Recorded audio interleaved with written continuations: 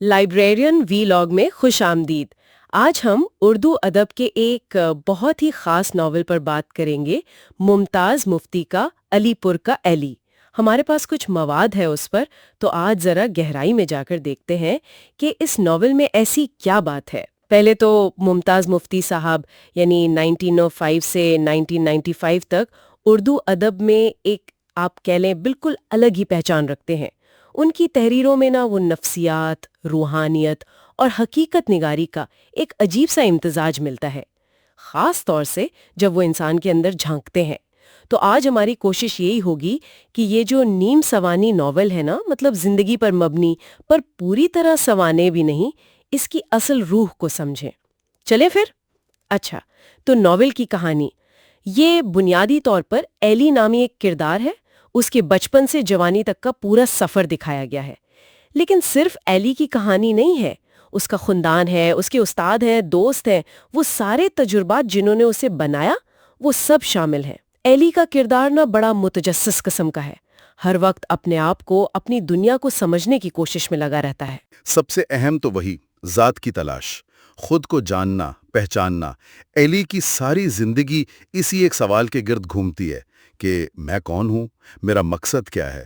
اور یہ وہ سوال ہے جو شاید ہم سب کبھی نہ کبھی خود سے پوچھتے ہیں، ہے نا؟ ہاں، کسی نہ کسی سطح پر تو ضرور۔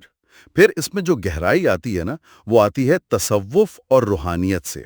مفتی صاحب نے صرف باہر کی کہانی نہیں لکھی، انہوں نے ایلی کے اندر کے اس کے روحانی تجربات کو بھی بیان کیا ہے، اور یہ تصوف، یہ باطنی کھوج، یہ مفتی صاحب کا ایک خاص رنگ ہے۔ اچھا، تو مطلب یہ صرف کردار کی کہانی سے بڑھ کر اس کی اندرونی کیفیات کا نقشہ بھی ہے؟ یقیناً، اور اسی سے جڑا ہوا ہے انسانی نفسیات کا گہرا مطالعہ۔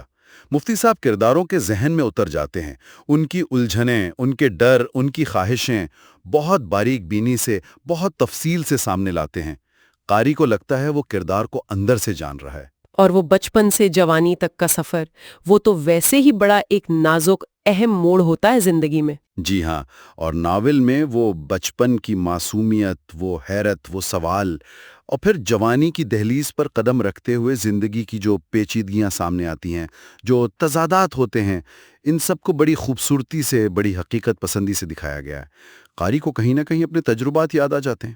اور اگر تھوڑا بڑے پیمانے پر دیکھیں تو یہ ناول صرف ایک شخص کی کہانی نہیں ہے، یہ اس زمانے کے معاشرے، اس وقت کے سماجی ڈھانچے، خاندانی رشتوں، ثقافتی قدروں کی بھی عکاسی کرتا ہے۔ گویا ایلی کی کہانی ایک آئینہ ہے اس دور کا۔ یہ تو ہو گئے موضوعات۔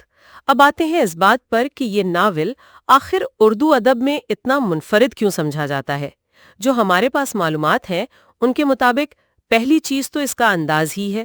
یہ کوئی سیدھی سادی سوانح عمری نہیں ہے، یہ ناول ہے جس میں حقیقت بھی ہے اور تخیل بھی۔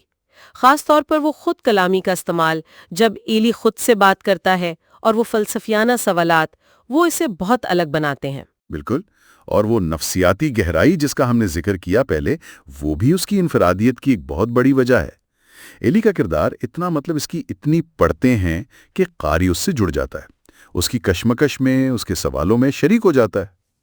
لیکن یہ جو فلسفے اور روحانیت کی باتیں ہیں، یہ قاری کو مشکل نہیں لگتی، بھاری نہیں ہو جاتی؟ نہیں، یہی تو کمال ہے مفتی صاحب کا۔ انہوں نے زندگی، وجود، مذہب جیسے گہرے پیچیدہ سوالات کو کہانی میں ایسے پرویا ہے کہ وہ بوجھل نہیں لگتے، بلکہ قاری کو مزید سوچنے پر مجبور کرتے ہیں۔ وہ کہانی کا حصہ لگتے ہیں، الگ سے چپکائے ہوئے نہیں۔ اور خود مفتی صاحب کا لکھنے کا انداز، اس کے بارے میں کیا کہیں گے؟ وہ تو بے مثال ہے۔ زبان بہت سادہ استعمال کرتے ہیں، لیکن اثر بہت گہرا ہوتا ہے۔ کہیں کہیں اشارے، علامتیں استعمال کرتے ہیں جس سے بات میں وزن پیدا ہوتا ہے۔ وہ قاری کو پکڑ لیتے ہیں، اپنی گرفت میں لے لیتے ہیں۔ اور ایک آخری بات، انسان کی فطرت کو جیسے انہوں نے دیکھا ہے، بغیر کسی لاگ لپیٹ کے، انسان کی کمزوریاں، اس کی خوبیاں، اس کے تضادات، اس کے اندر کی جنگ، سب کچھ کھلے دل سے بیان کر دیا ہے۔ یہ سچائی قاری کو بہت متاثر کرتی ہے۔ اچھا، تو جو لوگ اس ناول کو پسند کرتے ہیں، ان کے تاثرات کیا کہتے ہیں؟ کون سی چیزیں ہیں جو انہیں سب سے زیادہ چھوتی ہیں؟ تو مطلب خلاصہ یہ نکلا کہ علی پور کا ایلی صرف ایک شخص کی کہانی نہیں ہے، یہ تو ذات، معاشرہ اور روحانیت کے بڑے گہرے سوالات کی کھوج ہے۔ واقعی اردو ادب کا ایک شاہکار ہے۔ بالکل، اور آخر میں ایک نکتہ چھوڑ جاتے ہیں سوچنے کے لیے، جو اسی مواد سے نکلتا ہے۔ یہ کہا گیا ہے کہ یہ ناول قاری کو ایک فکری سفر پر لے جاتا ہے۔ تو سوال یہ بنتا ہے کہ کیسے ایک فرد جیسے ایلی کے اتنے ذاتی، اندرونی اور بیرونی سفر کو پڑھنا ہمیں اس بات پر مجبور کرتا ہے کہ ہم بھی اپنے معاشرے میں، اپنی زندگی میں اور اس پوری کائنات میں اپنے مقام پر دوبارہ غور کریں۔ شاید یہی اس ناول کا اصل تحفہ ہے۔ بہت خوب، یہ واقعی ایک گہری سوچ ہے، اس پر ضرور غور کرنا چاہیے۔ آج کے لیے اتنا ہی۔ لائبریرین وی لاگ کو فالو کرنا نہ بھولیے گا۔